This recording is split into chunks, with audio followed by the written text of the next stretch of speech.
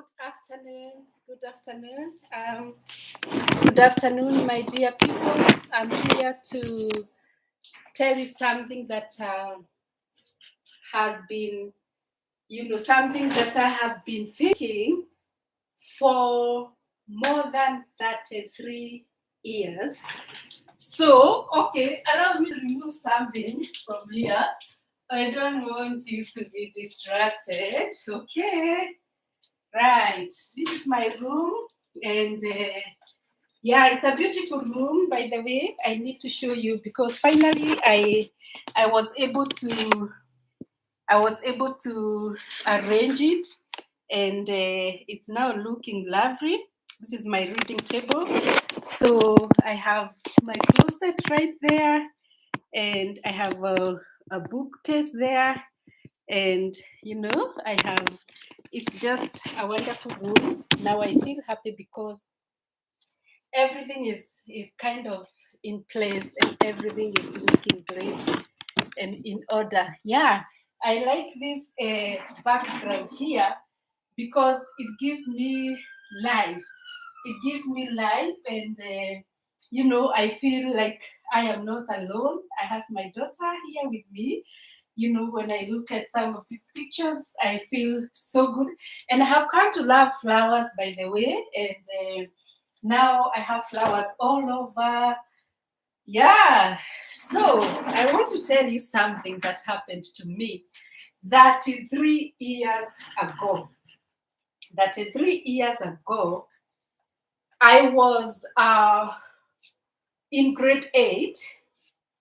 And there is something that had happened to us. We were two streams in class 8, and we had our teachers who were teaching us.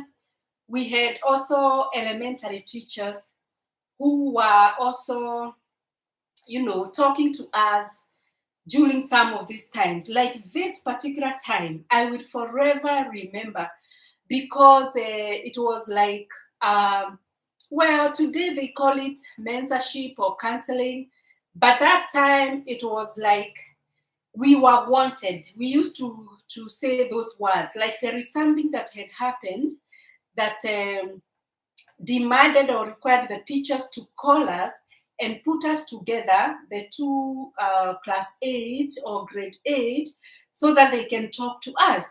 And so we were there. We didn't know what to expect, and we gathered ourselves in one of the elementary classes, and I think it was a grade 2 class. It was a big class, and I think we were 80 of us because we were two streams, remember, 40, I think.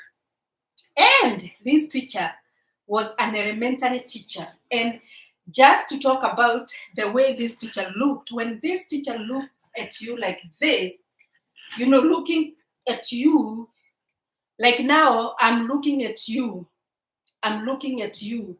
One eye was looking that way, the other eye was looking this way. And I'm not here to just, call names or baptize mtu. No, I'm not here to baptize. That is the way the teacher looked. She had a bad eye. So, when we are school children, especially when we are in primary school, you already know what I want to do. Like when the teacher comes in class, okay, the teacher is coming in class, and then now I am a child. So what do we do as number one? When the teacher just enters the class, good morning, Mrs. Kenovia. And then the teacher would ask, how are you? This teacher did not ask us, how are you? This teacher responded and said, ikarai ve magui maya. Sisi tukakunja mkia, tukakuja mkia. Oh, we put our tails in between our legs and sat down, feeling ashamed, feeling worthless, feeling like nothing, feeling diminished. We sat down. And then the teacher started, hey, inyue, muviyaga mugethuguma, farafara, tamagui.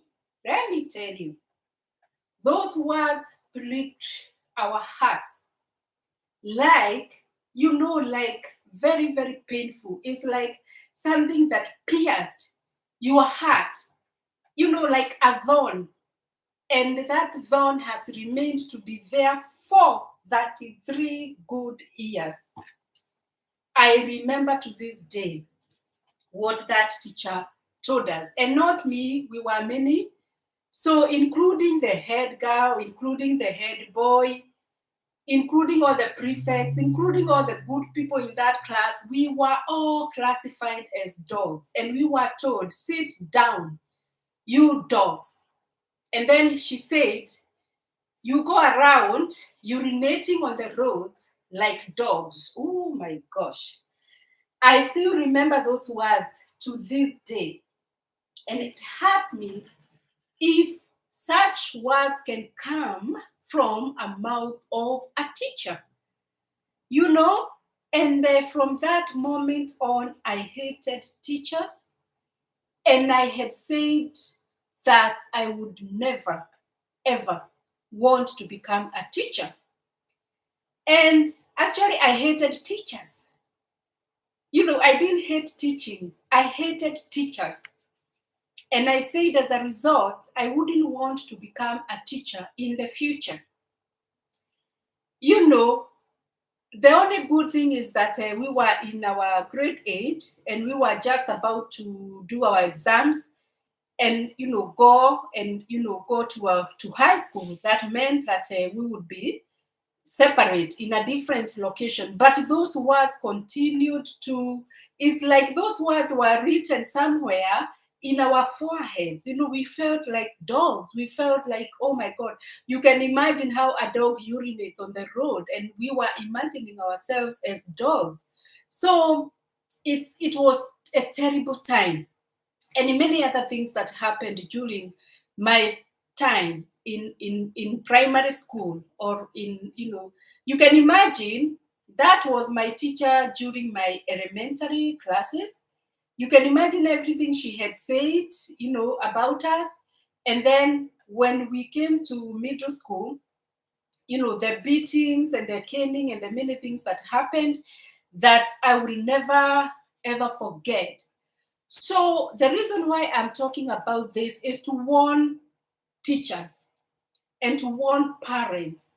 Whatever you remove from your mouth, it has got power. It has got impact. And you need to watch out what you talk to your kids, because that is something that this kid will carry for the rest of her life, for the rest of his life. And if it is something like that one, something negative, that kid will never appreciate you as a teacher. And even whatever you are teaching, you may find this kid is not actually getting what you are teaching, because how can you call a kid a dog? How can you even tell this kid, when you grow up, you will become a pilot? Do we have dogs who becomes pilots? Do we have dogs who become lawyers? Do we have dogs who become nurses?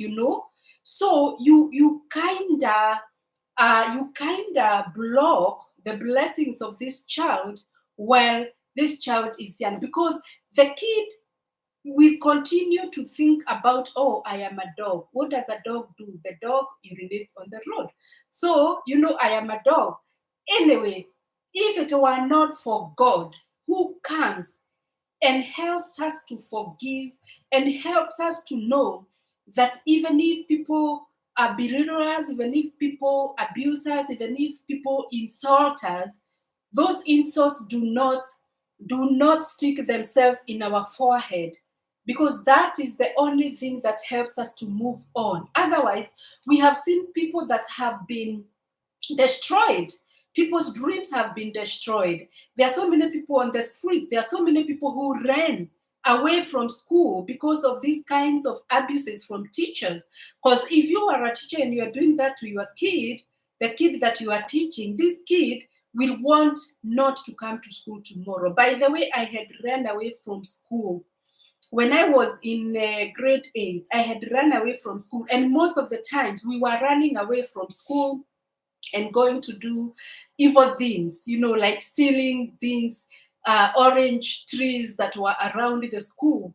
We were going there to steal because, being in class, and especially when you know the teacher who is coming is the teacher who insulted you, you don't want to be in that class.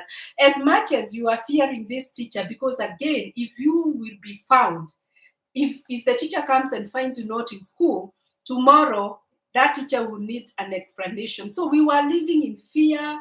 We were made to believe that we are useless.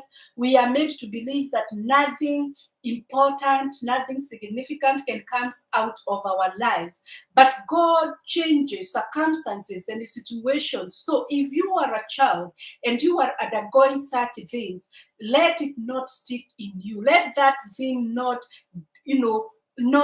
be in your heart. Do not allow that thing to dwell in your heart or in your mind. You can change that because God created you in his own image and likeness, and God loves you. The teacher may hate you, the teacher may call you names, the teacher may call you wadutu, the teacher may call you, the teachers even tell girls that they are smelling, in a bad way, in a harsh way. There is a way that teachers can be able to approach their kids and tell them these things in a lovely manner, So I'm just warning teachers, because that thing has continued to remain in me for all these years. And even if God, by his mercies, saved me out of, I would have become a street girl. I would have run away from school. I would have gone, become pregnant, and maybe become a mother at a very young age, or something may have happened, and things have happened to many of us. Please watch your tongues. Watch what you tell your kids. Even parents at home, please watch what you tell your kids at home. Do not tell your kids that they will amount to nothing. Ndukere mwana ati kaba ũngĩaciarire gĩbonge kobokobо ũgekagira hingo ya mbura. Ndukere mwana kaba ũngĩaciarire kĩraĩ ũhũragĩre nguo. Ndukere mwana kaba ingĩaciarire kĩmũrĩngĩti ndĩhumbĩrage. Anangĩ maugaga kaba ingĩaciarire ng'ombe ndĩmĩkamage, because they have seen their kids worse than even cows. Oh, dear people. Wow. Let us change. Let us change this thing. And when I am talking about that, I am talking in an African context. I am not talking in an American context, because here, let me tell you the truth of the matter. I have seen a kind of love from teachers to their kids here. Kids are being treated in a manner that even that kid feels like, I am an important person. And I am not talking about rights here, because I know people will say, oh, these kids have become, useless, or they have become like, I want my right. No, I am talking about the love that the teachers have for the kids and the respect that the teachers have for the respect. And so they talk to them in a nice way. Haven't we seen guests who come from America to Kenya to visit some of those schools, how they treat their children, our children, and how our kids feel they have been loved. And because of that love, the kids' mentality is changed. The kids' mentality is changed, and they say, oh, okay, this person loves me. This one is a teacher, and this person loves me. I want transformation. I want us to transform our kids in Kenya, children in Kenya, the schools, even the village schools, the rural schools. Let us treat those kids like children. Treat those kids like your own child, with respect, with dignity, and also because this kid is a human being. And this kid will remember you for the rest of your life. So if you talk good things to this kid will remember you for the rest of her life. Like this teacher who told us, to sit down as dogs, because we were dogs according to her. I still have ill feelings about her, even though I forgave her. I still remember. Those are words that I will remember for the rest of my life. And I wonder how she is, and even what she became, and how what her children became. Of course, I don't pray for anything evil. I am just asking you, through the example of this teacher, please let us treat our kids well.